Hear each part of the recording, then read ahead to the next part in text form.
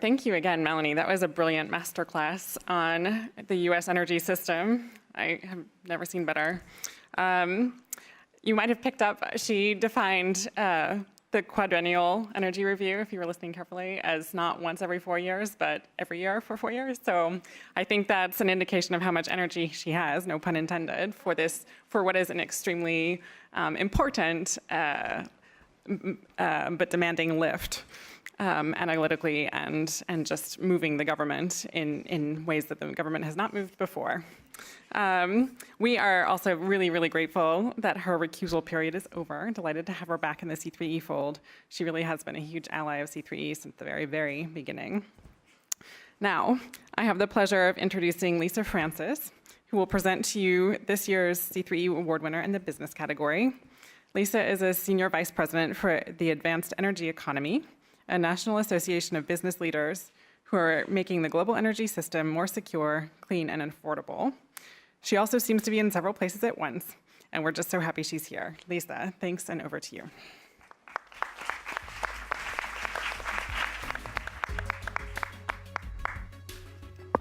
Thanks very much, Carolyn, and everybody for being here today. And Melanie, that talk was very inspiring and also, I think, puts into perspective the urgency we all have to do the work we're doing. And thank you, Martha and Carolyn, for hosting this and letting me present this award, because as you know, I do work in an organization that's about businesses and mobilizing their voice to transform policy in the U.S. to accelerate the transition to clean, affordable energy. We had a lot of fantastic candidates for this category, and Grace Overlander was the awardee for this award. So I'm going to just give you some background on her and then hand it over to her to talk directly. So Grace is the manager of new product introduction at Tesla Motors, where she's been responsible for the successful launch of over a dozen district products across 12 production lines at Tesla. Her team launched new battery and electric components that are at the heart of the Model X SUV, and she was responsible for the introduction of Tesla Energy, which is revolutionizing the home and industrial energy storage markets.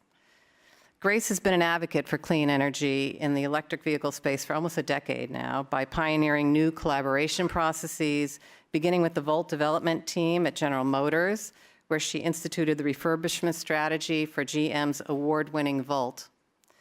Grace is active also in educating students and coworkers, sponsoring internships, and championing plant tours and executive events to introduce students and others to the electric vehicle technology space.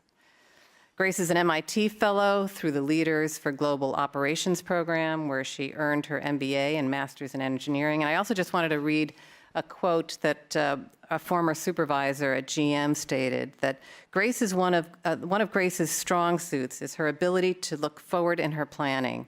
She takes an unclear and nebulous vision and turns it into an actionable strategy. Not many people can do that, he said, and that will likely be her key to success. We are so delighted to be giving Grace this business award and for all of your hard work and really kind of bringing and accelerating clean energy use. Grace.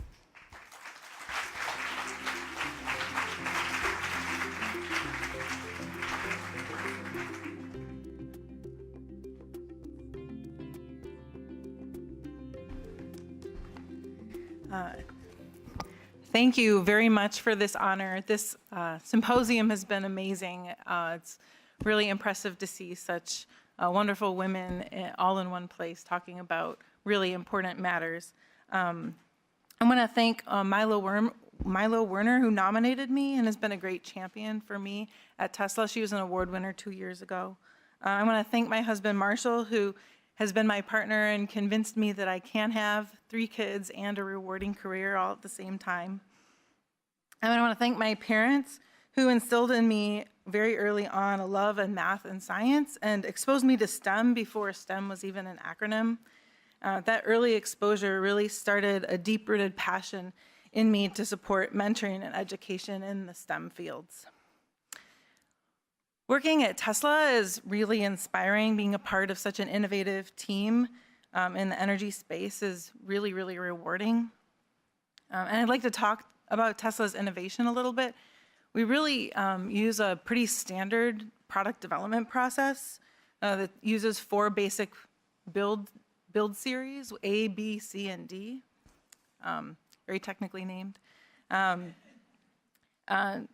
So each build has a different purpose. The first build is engineering feasibility. So basically, does the technology work? The second, manufacturing feasibility. Can we build the tech that we figured out actually works? Then the C builds are manufacturing confirmation builds. Can we build more than 1 or 2 of them?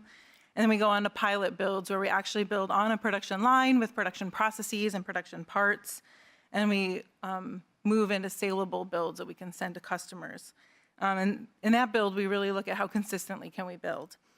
The key to accelerated growth and innovation is how quickly can we build, break, and learn from each of these builds. What we want to do is fail fast and then fix what we've failed at. The earlier we drive discipline into this process, the faster we can learn. We identify build issues in ergo, safety, quality. We can confirm cycle times earlier and tooling repeatability earlier in the processes. The earlier we can find and solve these issues, the faster and better a product that we can deliver. This takes me back to kind of the teaching and mentoring side of things. It's really critical that we focus on both recruitment and retention of women in the STEM fields. I have a little story to tell you. My 5-year-old daughter loves to create with random things around the house. One day she decided she was going to make binoculars out of toilet paper rolls, string, tape, and some plastic. When she realized that the plastic wasn't actually going to work like a lens, she was pretty upset, beside herself.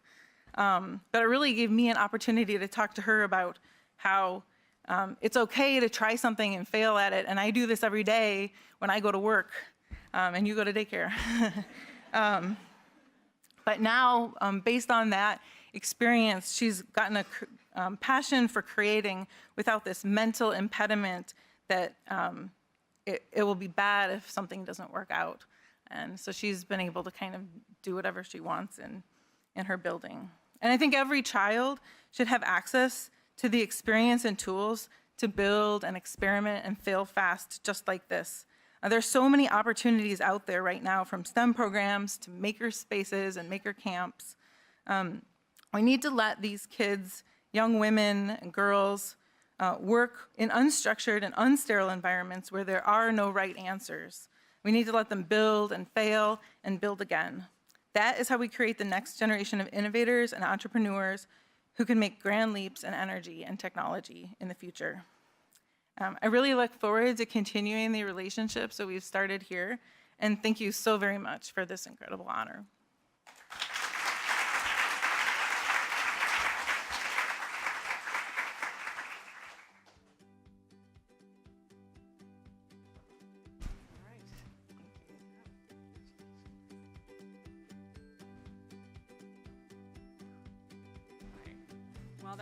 While they're getting their photos taken, we'll tee up the next award. If you've noticed, we do them in pairs. So congratulations again to Grace. And I now get to welcome Christine Eibs, another one of our ambassadors, to the stage to introduce our award winner in the advocacy category. Christine is a senior advisor to the to the UN Sustainable Energy for All initiative, which led the effort to get energy listed as one of the new Sustainable Development Goals adopted in September. I've had the pleasure of working with Christine in this capacity, and I can say she provides some of the serious intellectual horsepower to that organization's efforts. Christine, it's wonderful to have you here. The stage is yours.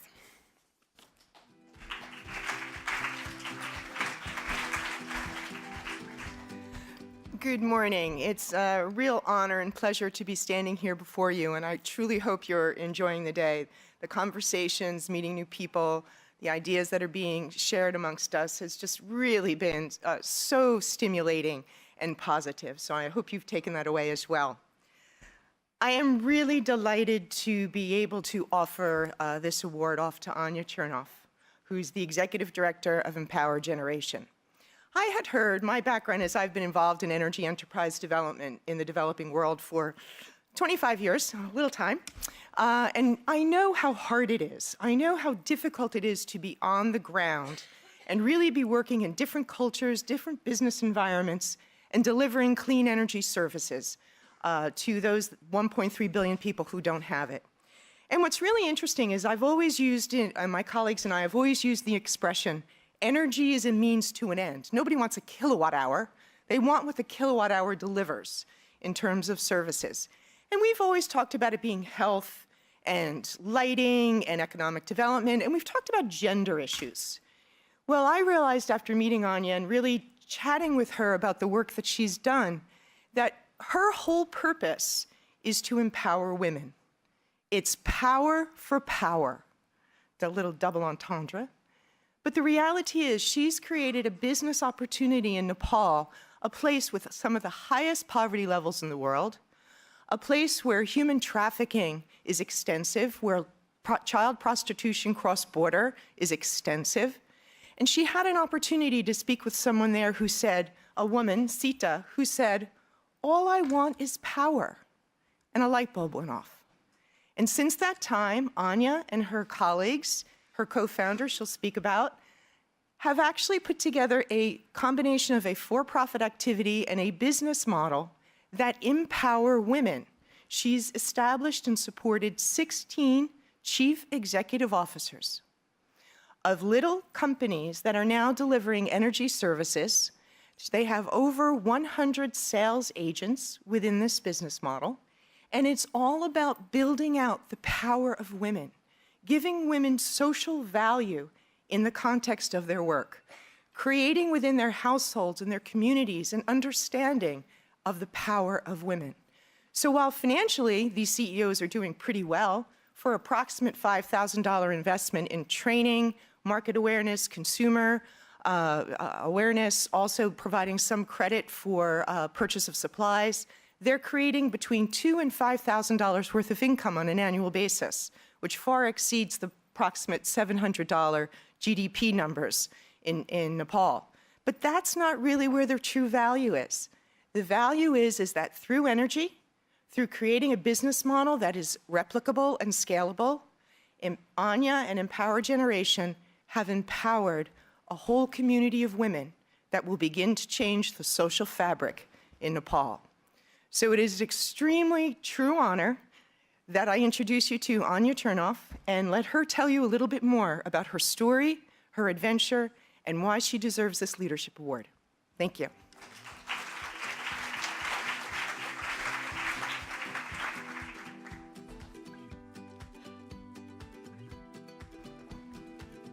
Thank you, Christine, and thank you all so very much. It's a great honor and a tremendous privilege to be recognized by and to be part of this network of incredibly accomplished professionals in the clean energy sector. And it's an inspiration to me that you all happen to be women. I started my company, Empower Generation, like Christine said, to use the distribution of clean energy technology as a platform to increase the social capital of some of the most marginalized women in the world, and to create a gender paradigm shift that will reduce women's vulnerability to exploitations like being trafficked into sexual slavery. We work in Nepal, one of the poorest countries in the world, where less than 40% of the population is grid connected, and the rest suffer from daily power cuts that last up to 18 hours. In Nepal, women are married as young as 15. They cannot inherit property, and they are frequently denied an education. As was mentioned in the panel yesterday, there are deep links in the developing world between women and energy. In Nepal, women are their household's energy managers. That means that they suffer the most from energy poverty, and they also stand to gain the most from the transition to clean energy. As I think you all know, on the morning of April 25th this year, Nepal was hit by a massive earthquake. Kala, a 47-year-old woman who is living less than 40 miles from the epicenter of the quake, lost her home and was left living in a tent with 35 other people. Having just become the CEO of her own solar company just 6 weeks before, Kala immediately donated all the lights that she had in stock to help her community during their time of crisis. When my team reached Kala with more solar aid, we were the first relief that these people had seen. The situation was unimaginable. Dead livestock had contaminated the water supply, the power was out, and all homes in the village had been destroyed. Despite this desperate situation, Kala convinced her community that another, more remote village needed this relief even more than they did. So she organized her village to carry this aid intended for them on their backs 4 hours up a hill to a village of untouchable people, Nepal's most marginalized caste. When they got there, Kala broke all of her societal taboos and distributed these donations to a people that she's literally not supposed to touch. She also took this opportunity to let these new customers know that she had more solar lights and solar products available for sale, and she recruited a few sales agents in that village to represent her business and service the products, as any good CEO would do. These are the women that we work with at Empower Generation. We don't create empowered women. We just give them a platform so that they can increase their impact. Empower Generation identifies leaders like Kala and trains them to become solar CEOs. Our 15 CEOs and the 200 sales agents they manage form a last-mile distribution network in Nepal that has reached over 250,000 remote customers. By selling affordable solar energy, these women increase their income to over 3 times the national average. And by owning their own company, they increase their value and their stature in their homes and in their communities. Our customers love the lights that we sell. They allow them to stop burning dangerous and expensive kerosene. They keep their children safe from fire, enable people to work and study after dark for the first time, and keep cell phones charged up. But solar lights are just the beginning here.